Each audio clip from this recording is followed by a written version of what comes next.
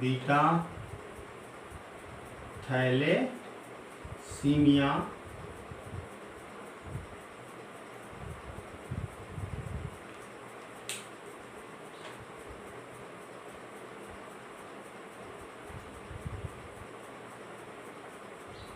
Beta thalassaemia में क्या होता है कि बीटा पॉलीपेप्टाइड, कौन, बीटा पॉलीपेप्टाइड सिंथेसिस में संश्लेषण इम्पेयर्ड, माने बीटा पॉलीपेप्टाइड का जो संश्लेषण होता है वो इम्पेयर्ड हो जाता है, मतलब असामान्य हो जाता है आपका, ठीक। और इसका जो बनाने वाला जीन होता है वो 11वें क्रोमोसोम पे बैठा है। इसका जो जीन होता है जो इसको संश्लेषित करता है वो कहाँ पैदा है, 11वें क्रोमोसोम पे। और जैसे अल्फा पे आप देख रहे थे कि उसको 2 जीन सिंथेसिस कर रहे थे और एक इंडिविजुअल में 4 एलील्स थे।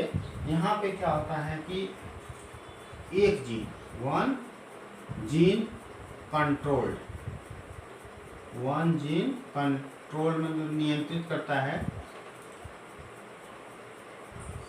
किसको, नियंत्रित बीटा पॉलीपेप्टाइड को। पॉलीपेप्टाइड को एक ही जीन कंट्रोल करता है। जैसे देखिए, और ये 11वें क्रोमोसोम है, एक मदर से आया होगा और एक फादर से, किसी भी इंडिविजुअल में, जैसे हम ही है, एक माता से एक पिता से गुणसूत्र आया है, मदर और फादर से, जिसमें से आपका क्या होता है, इस पे माने एक ही काफी होती है। अगर हम साधारणतः मान लें बी और ये बी, ठीक है, या तो हीमोग्लोबिन या कुछ भी मान लें अपने से, जैसे बी भी मान लें, मैंने ये इसमें क्या करता, 2 नॉर्मल, एक जीन है, 2 एलील्स है, ठीक है। ये आपका, इसका मतलब किसी में भी कितना होगा, 2 होगा, ठीक है, एक इंडिविजुअल में। और यही क्या बनाता है, बीटा पॉलीपेप्टाइड बनाता है, ठीक। अगर मान लीजिए क्या होगा, इसमें म्यूटेशन हो गया, क्या हो गया, या तो डिलीशन हो गया, ठीक है, तो 3 कंडीशन बनेंगे। एक तो कंडीशन होगा आपका यही बी मान लीजिए, ए क्या होगा आपका नॉर्मल, क्या होता है, नॉर्मल होगा आपका, पूरा पॉलीपेप्टाइड बनेगा बीटा।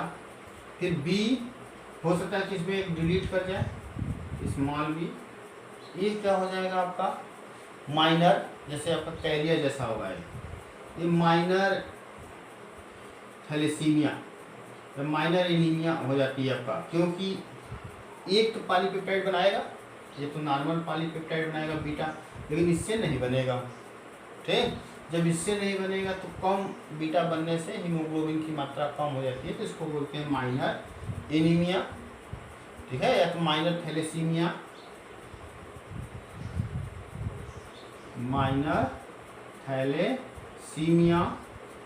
और अगर दोनों जीन आपका क्या हो गया, म्यूटेट कर गया, एक कंडीशन, जैसे आपका इसमें क्या है, इसमें तो आप देख रहे हैं क्या, दोनों नॉर्मल है, मान लीजिए बी तो नॉर्मल होगा, इसमें क्या होगा आपका, एक नॉर्मल है, एक क्या हो गया आपका डिलीट हो गया, स्मॉल बी हो गया, ठीक।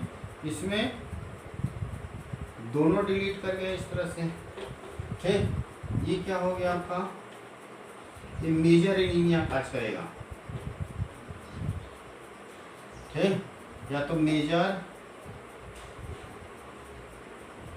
थैलेसीमिया, ठीक है, ये मेजर थैलेसीमिया उत्पन्न करेगा आपका, ठीक है। इसमें भी आपका क्या होता है, डेथ ही माने पॉसिबल होता है, क्योंकि आपका क्या होता है, एकदम पॉलीपेप्टाइड बीटा नहीं बनती है आपका, ठीक।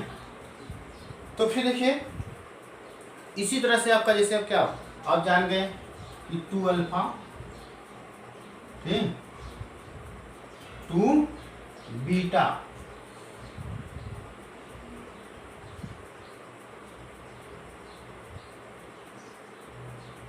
2 बीटा पॉलीपेप्टाइड बना के यही क्या बनाते हैं आपका हीमोग्लोबिन बनाते हैं, क्या बनाते हैं, हीमोग्लोबिन। ये नॉर्मल है। अगर मान लीजिए क्या है आपका किसी में भी चेंज हो रहा हो आपका, एक अल्फा जैसे एक बीटा, ये कई तरह से होता है आपका, ठीक।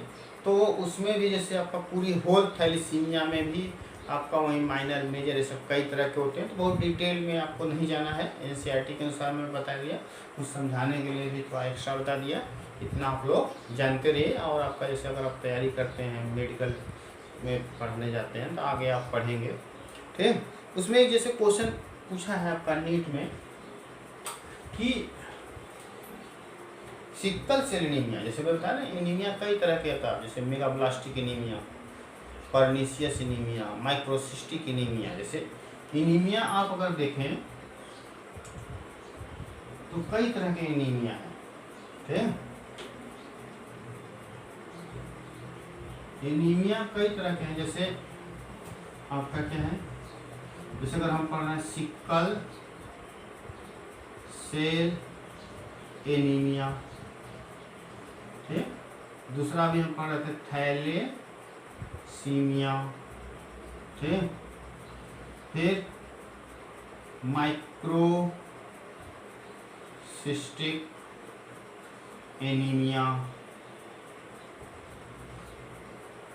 मेगा ब्लास्टिक एनीमिया और पर्नीशियस एनीमिया,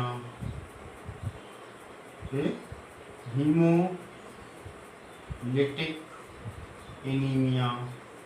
एनीमिया मतलब कई प्रकार हैं और ये सभी में देखेंगे आप, इन सभी में हीमोग्लोबिन की कमी होती है। हीमोग्लोबिन की जो नॉर्मल लेवल में बताया हूँ उससे कम हो जाता है। तो डिफरेंट है, जैसे सिक्कल सेल एनीमिया, थैलेसीमिया, ये तो जीन में चेंज होने के कारण हो रहा है। जैसे माइक्रोसिस्टिक आयरन की कमी से होता है आपका, मेगाब्लास्टिक, पर्नीशियस जैसे कोई आपका क्या होता है, इसी में आपका दूसरे किसी विटामिन ये सब की कमी से होते हैं। तो ये डिफरेंट टाइप की एनीमिया है।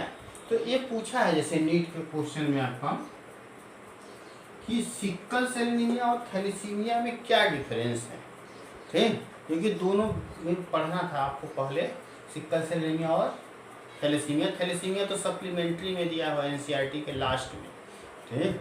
लेकिन सिक्कल सेल एनीमिया 5वें चैप्टर में ही दिया हुआ है। तो इस साल तो सिक्कल सेल एनीमिया को सिलेबस से हटा दिया है, ठीक। लेकिन दोनों का डिफरेंस पूछा है आपका। तो अगर हम देखें सिक्कल सेल